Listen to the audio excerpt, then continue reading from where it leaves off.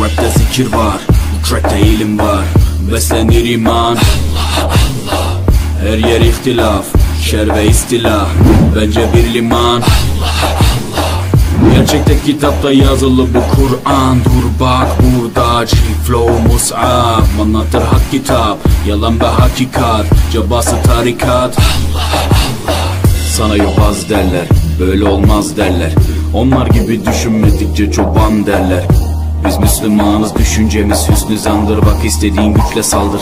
Biz Rabbe müptelayız. İşimde Allah, dilimde Allah, zikrimde Allah, fikrimde Allah, aklımda Allah, aşkımda Allah, aslımda Allah, kanımda Allah. Hasbi